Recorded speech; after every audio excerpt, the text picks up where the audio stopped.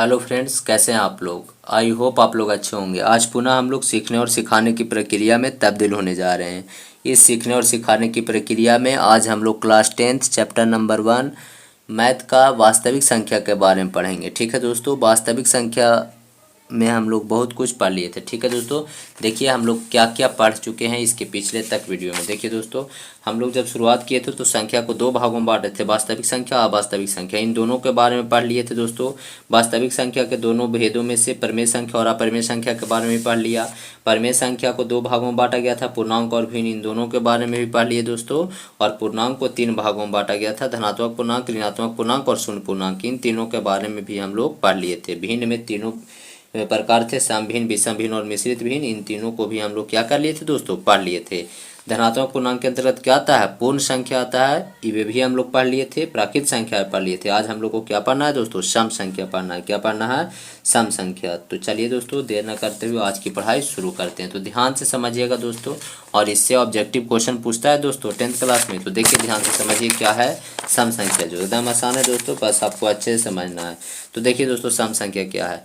तो लिखा गया है, वैसी संख्या जो दो से पूर्णतः विभाज्य हो उसे सम संख्या कहते हैं। जो दो से पूर्णतः विभाज्य होगा ना दोस्तों, उसको क्या कहेंगे, सम संख्या। अब यहाँ पर एक बात आ रहा है, पूर्णतः विभाज्य होने का मतलब। पूर्णतः विभाज्य होने का मतलब हुआ कि उसको अगर भागा देंगे तो पूरी पूरी कट जाए, यानी शेषफल क्या बचे, जीरो बचे। यानी अवसन संख्या जेकरा दू से भागा दें या पूरा पूरा वो कट जाए, यानी ओकर शेषफल जीरो बचे, तब अवसन संख्या को हम लोग कौची बोलेंगे, सम संख्या बोलेंगे। क्या बोलेंगे दोस्तों, सम संख्या। चलिए आगे समझते हैं दोस्तों ध्यान से। इसका एग्जाम्पल क्या हो जाएगा, 2, 4, 6, 8, 10, 12, 14 डॉट डॉट डॉट इन्फिनिटिव तक होगा ना दोस्तों। दो को बताइए, दो से भागा देंगे तो पूरा पूरा कटेगा कि नहीं कटेगा, कट जाएगा। 4 भी कटेगा, 6 भी कटेगा, 8 भी कटेगा, 10 भी कटेगा। तो इन सारी की सारी संख्याएं जो होती हैं दोस्तों, वो एक कौन सी संख्या होती हैं, सम संख्या होती हैं। और सम संख्या की शुरुआत कहाँ से होती है, 2 से होती है। आप लोग समझ रहे होंगे। आगे देखिए दोस्तों, सम संख्या का व्यापक रूप 2q या 2m होता है, जहाँ q या m जो है दोस्तों वो एक पूर्ण संख्या होता है। ठीक है दोस्तों, यहाँ पर ध्यान से समझिए क्या लिखा गया है। लिखा गया है कि सम संख्या का व्यापक रूप ही होता है। अब एक बात आ रहा है, व्यापक रूप, कौन सा रूप दोस्तों, व्यापक रूप। अब व्यापक रूप का मतलब क्या होता है, व्यापक रूप का मतलब होता है दोस्तों सबसे बड़ा रूप, सबसे बड़ा रूप, या वैसा रूप जिसमें सभी रूप समे हुए होते हैं, सभी संख्याएं समी हुई होती है। ठीक है, व्यापक रूप का मतलब होता है सब उसी रूप में होगा। ठीक है, यानी सम संख्या का व्यापक रूप का मतलब हुआ कि सभी के सभी सम संख्या उसी के व्यापक रूप में रहेंगे। ठीक है, यानी सभी के सभी सम संख्या जिस रूप में रहेंगे दोस्तों, उसी रूप को सम संख्या का व्यापक रूप कहते हैं। ठीक है दोस्तों, कोई भी सम संख्या ले लीजिए, जो भी सम संख्या होगा उसके व्यापक रूप में ही होंगे। यानी हम लोग कह सकते हैं सम संख्या का व्यापक रूप क्या है, तो कहेंगे सारी की सारी सम संख्याएं जिस रूप में होती है उसी रूप को सम संख्या का व्यापक रूप कहते हैं। तो पूरी की पूरी सम संख्या जो है दोस्तों, वो किसके रूप में होता है, चाहे तो 2q के रूप में होगा और चाहे तो 2m के रूप में होगा, जहाँ q और m क्या होता है, पूर्ण संख्या होता है। अभी आप समझ में आपको नहीं आ रहा होगा, देखिए जैसे हम लिख दिए कितना दोस्तों, 40, कितना लिख दिए 40। तो इसको हम 2m के रूप में लिख सकते हैं कि नहीं लिख सकते हैं, लिख सकते हैं। देखिए क्या लिख सकते हैं, 2 गुना, हम क्या 40 को 2 गुना 20 लिख सकते हैं दोस्तों। आप कहिएगा हाँ, तो 2 के 2 रह दीजिए। अब 20 क्या है, पूर्ण संख्या है या नहीं है, इसको m मान लीजिए। तो क्या 40 को हम 2m के रूप में लिख दिए कि नहीं लिख दिए, आप कहिएगा हाँ लिख दिए। ठीक है, कोई भी और ले लीजिए, जैसे 12, तो 12 को हम क्या लिख सकते हैं, 2 गुना 6 लिख सकते हैं दोस्तों। 2 के 2 रहने दीजिए और 6 को m मान लीजिए। तो 12 को किसके रूप में लिख दिए, 2m के रूप में लिख दिए। नहीं लिखे दोस्तों, आप कहिएगा हाँ लिख दिए। यानी 40 को हम 2m के रूप में लिख सकते हैं, 12 को भी 2m के रूप में लिख सकते हैं। और कोई ले लीजिए, जैसे 16 ले लिए, तो 16 को आप क्या लिख सकते हैं, 2 गुना 8, तो 2 के 2 यहाँ पर q लिख दीजिए, आपकी मान है। तो 8 को क्या मान लिए दोस्तों, q मान लिए। ठीक है, सॉरी दोस्तों, 8 को q मान लिए, तो 2q के रूप में हो गया। यानी आप देखिए तो दोस्तों सारी के सारी सम संख्याएं जो है वो चाहे तो 2m के रूप में है और चाहे तो किसके रूप में है, 2q के रूप में है कि नहीं है। यानी कि यही इसका व्यापक रूप यही होता है। ठीक है दोस्तों, और ये पूछता है एग्जाम में। ठीक है, यानी सम संख्या का व्यापक रूप 2q या 2m होता है। ठीक है दोस्तों, चलिए आगे समझते हैं। अगर किसी संख्या के इकाई अंक 0, 2, 4, 6, 8 हो तो वह संख्या कौन संख्या होगा? सम संख्या होगा।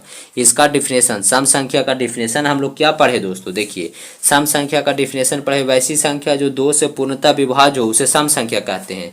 यानी अगर आपको कोई संख्या दे दे और आपसे पूछे कि सम संख्या है या नहीं है, तो इस परिभाषा के अनुसार आप क्या करने जाइएगा? तो कहिएगा कि इस परिभाषा के अनुसार उस संख्या को हम 2 से भागा देवे जाएंगे। ठीक है, ठीक है ना दोस्तों। लेकिन बहुत बड़ी संख्या दे दिया जाए और आपसे पूछ दिया जाए कि वो सम संख्या है या नहीं, तो इसके इस माध्यम से आप बता सकते हैं। अगर किसी संख्या के या इकाई अंक 0 हो, 2 हो, 4 हो, 6 हो या 8 हो ना दोस्तों, तो आप आंख बंद करके कह दीजिएगा कि वह संख्या एक सम संख्या होती है। ठीक है, यानी इस सम संख्या के डिफिनेशन से आपको क्या करना पड़ेगा? अगर कोई पूछे कि सम संख्या है या नहीं, तो इसके अनुसार, इसके परिभाषा के अनुसार आप ओकर इकाई अंक जा करके देख लीजिए। अगर ओकर इकाई अंक के स्थान पर 0 रहे, 2 रहे, 4 या 6 या 8 रहेगा, तो आप कह दीजिएगा कि वो कौन सी संख्या है? सम संख्या है ना दोस्तों?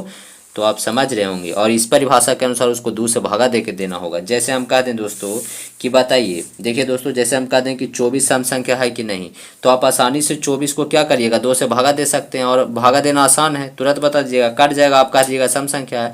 लेकिन आपको एक बहुत बड़ी संख्या दे दे, जैसे 24, 0, 5, 6, 9, 6, 2, 8, 5, 6, 2, 8, 6, 1, 2, 7, 9, 1, 8, 6, 5, 4, 3, 2 ऐसे दे दिया दोस्तों। ठीक है, इतना बड़ा दे दिया और पूछा कि सम संख्या है या विषम संख्या, तो क्या आप 2 से भागा देने जाइएगा? 2 से भागा दीजिएगा तो बहुत देर हो जाएगा दोस्तों। इसलिए आपको सबसे लास्ट में जाना है, यानी इकाई अंक में जाना है और देख लेना है कि इकाई अंक में 0 है, 2 है, 4 है, 6 है या 8 है। अगर इकाई के स्थान पर 0 रहे, 2 रहे, 6 रहे या 8 रहे या 4 रहे, तब आप कह दीजिएगा कि वो कौन सी संख्या है? सम संख्या। तो बताइए, तो ये कौन सी संख्या है दोस्तों? सम संख्या है। काहे कि इसकी इकाई स्थान पर क्या है? 2 है। तो यही बात तो इसमें बताया गया है दोस्तों कि सम संख्या की इकाई स्थान पर क्या होते हैं? चाहे तो 0 होंगे, चाहे तो 2, 4, 6 या 8 होंगे। ठीक है दोस्तों, अब आगे समझते हैं। सबसे छोटी सम संख्या 2 होती है। सबसे छोटी सम संख्या कौन होगा दोस्तों? 2। काहे सबसे छोटी सम संख्या 2 होता है? काहे कि 2 से ही शुरुआत होती है सम संख्या की, है ना दोस्तों? समझ सकते हैं। चलिए आगे समझते हैं। सबसे बड़ी सम संख्या, सबसे बड़ी सम संख्या अपरिभाषित होता है। क्या होता है दोस्तों? अपरिभाषित। मतलब सबसे बड़ी सम संख्या को कोई बता नहीं सकता है, इसलिए हम लोग इसको अपरिभाषित कहते हैं। ठीक है दोस्तों, चलिए आगे समझते हैं। ध्यान से समझिए, नोट में है, शून्य एक सम संख्या है। शून्य क्या है दोस्तों? एक सम संख्या है। शून्य भी एक सम संख्या, आपको याद रख लेना है। 0 एक कौन सी संख्या है? सम संख्या। अब यहाँ पर आपका बहुत सारा प्रश्न आएगा कि अगर 0 एक सम संख्या है तो सबसे छोटा सम संख्या क्या आना चाहिए? 0 आना चाहिए।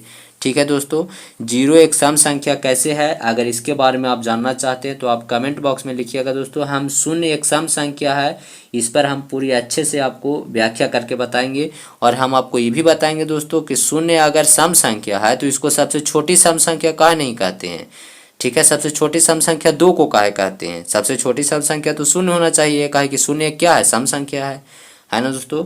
तो अगर आप इसके बारे में जानना चाहते हैं तो आप कमेंट बॉक्स में इसका लिखिएगा दोस्तों, हम आपको इसका आंसर बताएंगे और इस पर एक वीडियो बनाएंगे दोस्तों, इसकी व्याख्या करेंगे। ठीक है, तो चलिए, बस आपको ये बात आपको हमेशा याद रख लेना है कि शून्य एक सम संख्या है।